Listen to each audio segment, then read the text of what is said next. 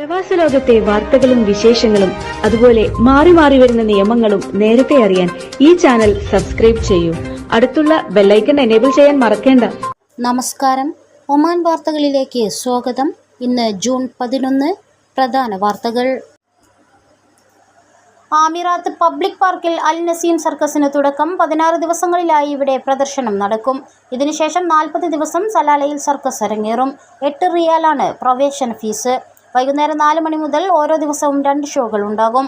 സിംഹങ്ങൾ ഉൾപ്പെടെയുള്ള മൃഗങ്ങളുടെ പ്രദർശനങ്ങളും കണ്ണഞ്ചിപ്പിക്കുന്ന പ്രകടനങ്ങളുമാണ് കാണികളെ കാത്തിരിക്കുന്നത്.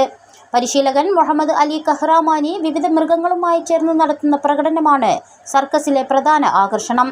അക്രോബാറ്റിക് ടീമുകളുടെ പ്രകടനങ്ങൾ പരിപാടിക്ക് മാറ്റുകൂട്ടുന്നതാണെന്ന് Al Naseem group CEO doctor Musab Al Hinai അറിയിച്ചു. മൃഗശാലയും വാട്ടർ പാർക്കും ഉൾപ്പെടുന്ന ബിലാദ് സീദ് ഗ്രാമത്തിലെ അൽ നസീം പാർക്ക് ബഹ്ലയുടെ ഉടമയാണ് അദ്ദേഹം. ഏറ്റവും വലിയ വാട്ടർ പാർക്ക് സലാലയിൽ ഉടൻ തുറക്കാനും പരിപാടിയുണ്ടെന്നും ഡോക്ടർ മുസാബ് അൽ ഹിനായി പറഞ്ഞു. നിരവധി രാജ്യങ്ങൾ സന്ദർശിക്കുന്ന വേളയിൽ അവിടുത്തെ ടൂറിസം പദ്ധതികൾ പര്യവേക്ഷണം ചെയ്യാറുണ്ട്.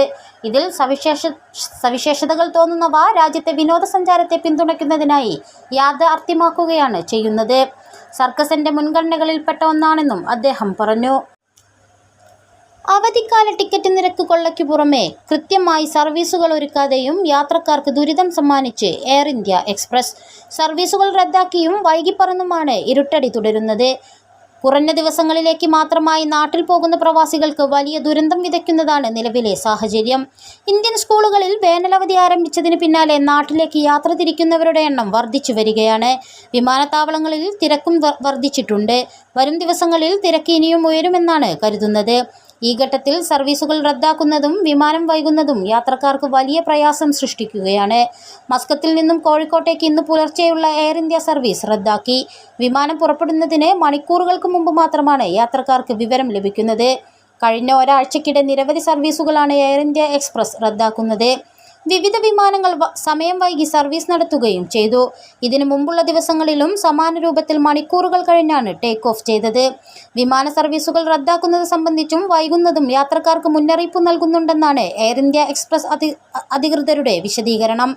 എന്നാൽ വിമാനം പുറപ്പെടുന്നതിന് മുമ്പ് മാത്രം ലഭിക്കുന്ന സന്ദേശങ്ങൾ ഫലം ചെയ്യില്ലെന്ന് യാത്രക്കാർ പറയുന്നു.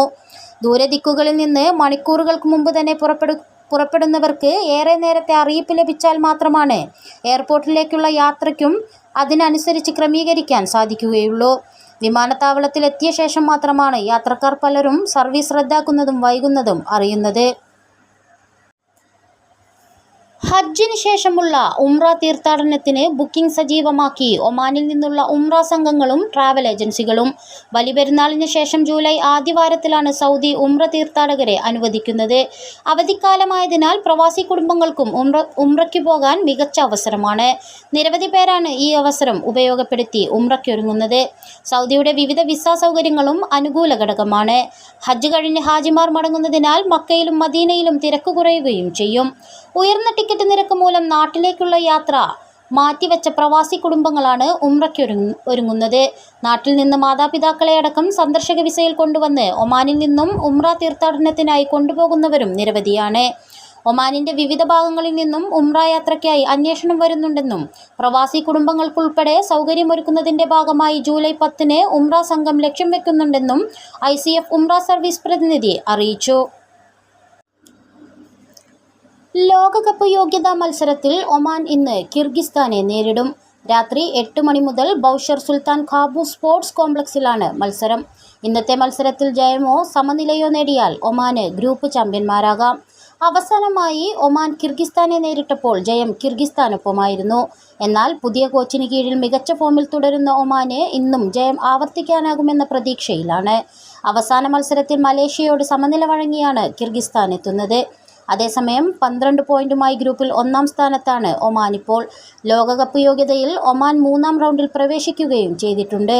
അവസാന മത്സരത്തിൽ ചൈനീസ് തായ്പേയെ എതിരില്ലാത്ത 3 ഗോളുകൾക്കാണ് ഒമാൻ തകർത്തത്. അബ്ദുറഹ്മാൻ അൽ മുഷൈഫിരി, ജമീൽ അൽ യഹ്മാദി എന്നിവരാണ് ഒമാനു വേണ്ടി വല കുലുക്കിയത്. തുടക്കം മുതൽ അവസാനം വരെ ഒമാന്റെ ആധിപത്യമായി. സുഹാർ ലിറ്റററി ഫോറം നിലവിൽ വന്നു.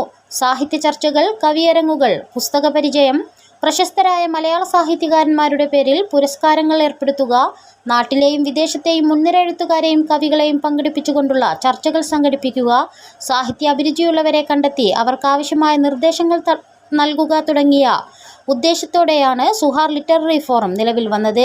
രൂപീകരണ യോഗത്തിൽ സാമൂഹിക, സാംസ്കാരിക, സാഹിത്യ, കലാമേഖലകളിൽ താൽപ്പര്യമുള്ള സുഹാറിലെ വലിയൊരു വിഭാഗം മലയാളികൾ സന്നിധരായിരുന്നു. ARP വള്ളിക്കുന്നം സംഘടനയുടെ ഉദ്ദേശലക്ഷ്യങ്ങൾ വിശദീകരിച്ചു. തുടർന്ന് 2 വർഷത്തേക്കുള്ള പ്രവർത്തനങ്ങൾ നടത്തിക്കൊണ്ടു പോകുന്നതിനു വേണ്ടിയുള്ള ഒരു എക്സിക്യൂട്ടീവ് കമ്മിറ്റിയെയും ഭാരവാഹികളെയും ഉപദേശക സമിതിയെയും യോഗം തിരഞ്ഞെടുത്തു. 2020 ലോകകപ്പിൽ തുടർച്ചയായ 3-ാം മത്സരത്തിലും തോൽവി വഴങ്ങി ഒമാൻ. സർ വിവിയൻ റിച്ചാർഡ് സ്റ്റേഡിയത്തിൽ 7 വിക്കറ്റിനാണ് സ്കോട്ട്ലാൻഡ് സുൽത്താനേറ്റിനെ കീഴടക്കിയത്. ബൗളിംഗിലും തുടർന്ന് ബാറ്റിംഗിലും ഒമാൻ നിര നിറം മങ്ങിയപ്പോൾ ഗ്രൂപ്പിലെ വിജയത്തോടെ 1-ാം സ്ഥാനം നിലനിർത്താൻ സ്കോട്ട്ലാൻഡിനായി. ടോസ് നേടി ബാറ്റിംഗ് തിരഞ്ഞെടുത്ത ഒമാൻ 7 വിക്കറ്റ് നഷ്ടത്തിൽ 150 റൺസ് എടുത്തു. മറുപടി ബാറ്റിംഗിനിറങ്ങിയ സ്കോട്ട്ലാൻഡ് 41 പന്ത് ശേഷിക്കെ ലക്ഷ്യം കാണുകയായിരുന്നു. ദുരിതക്കയത്തിൽ നിന്നും ദീപു നാടണഞ്ഞു. നാട്ടിൽ നിന്നും 3 വർഷം മുമ്പ് ഒമാനിലെ ഒരു ഗ്യാരേജിൽ ജോലിക്ക് വന്നതായിരുന്നു ദീപു. വിവാഹം കഴിഞ്ഞ 1 മാസം തികയും മുന്നെയാണ് ദീപു ഒമാനിലേക്ക് വരുന്നത്. ആദ്യം ജോലി ചെയ്തിരുന്ന ഗ്യാരേജിൽ നിന്നും മാസങ്ങളോളം വേതനം ലഭിക്കാതെയായപ്പോൾ ദീപു അവിടെ നിന്നും ഇറങ്ങി പല ഗ്യാരേജുകളിലും പണിയെടുത്തിരുന്നു. സമാനമായ അനുഭവം തന്നെയായിരുന്നു പലയിടത്തും ദീപുവിന് നേരിടേണ്ടി വന്നത്. കഴിഞ്ഞ കുറച്ച് നാളുകളായി വാദി കബീറിലെ ഒരു ഗ്യാരേജിൽ ജോലി ചെയ്തു വരികയായിരുന്ന ദീപുവിൻ്റെ വിഷയം അവിടെയുള്ള വിഷ്ണു എന്ന ഒരു സുഹൃത്ത് accidents and demises Oman secretary Jasmine യൂസഫിൻ്റെ അടുത്ത് അവതരിപ്പിക്കുകയായിരുന്നു. രേഖകൾ ശരിയായതോടെ accidents and demises Oman group അംഗങ്ങളുടെ സഹായത്തോടെ യാത്രാ ടിക്കറ്റ് സംഘടിപ്പിച്ച് accidents and demises Oman chairman Firoz Chavakkad, secretary Jasmine Yusuf എന്നിവരുടെ സാന്നിധ്യത്തിൽ എക്സിക്യൂട്ടീവ് അംഗം ഡെന്നി ദീപുവിന് ടിക്കറ്റ് കൈമാറി.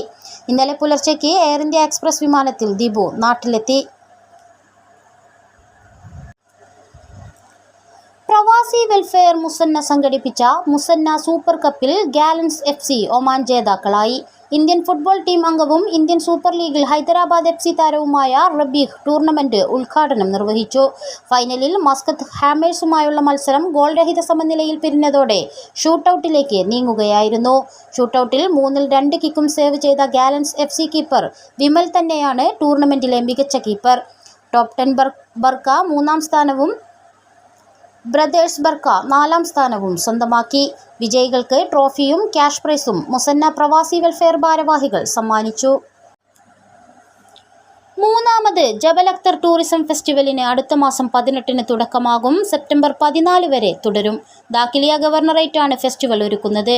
ആഭ്യന്തര ടൂറിസം പ്രോത്സാഹിപ്പിക്കുന്നതിനൊപ്പം ലോകത്തിന്റെ വിവിധ ഭാഗങ്ങളിൽ നിന്നുള്ള സന്ദർശകരെയാണ് ഫെസ്റ്റിവൽ പ്രതീക്ഷിക്കുന്നതെന്നും Dakhiliyah governor Sheikh Hilal bin Saeed Al Hajri പറഞ്ഞു.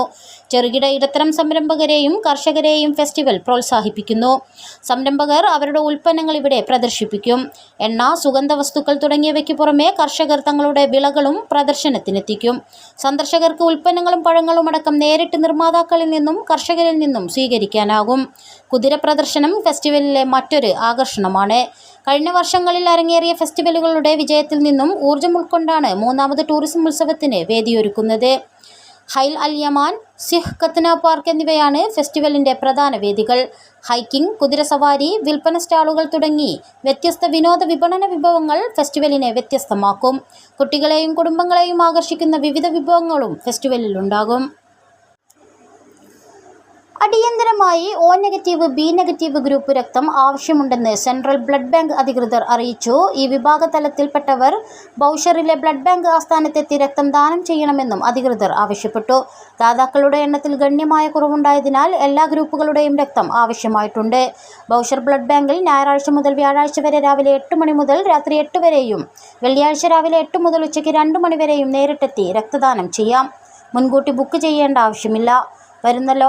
വരുന്ന ലോക രക്തദാന ദിനത്തോടനുബന്ധിച്ച് നിരവധി മലയാളി സംഘടനകളും കൂട്ടായ്മകളുമാണ് രക്തദാന ക്യാമ്പ് സംഘടിപ്പിക്കുന്നത്.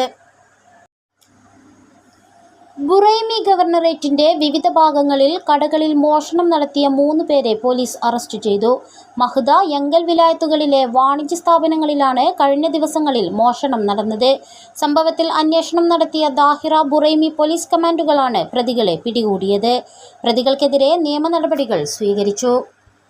ഇതോടുകൂടി ഇന്നത്തെ വാർത്തകൾ ഇവിടെ പൂർണ്ണമാവുന്നു. കൂടുതൽ ഒമാൻ വാർത്തകളും വിശേഷങ്ങളുമായി നാളെ വീണ്ടും കാണാം. നമസ്കാരം.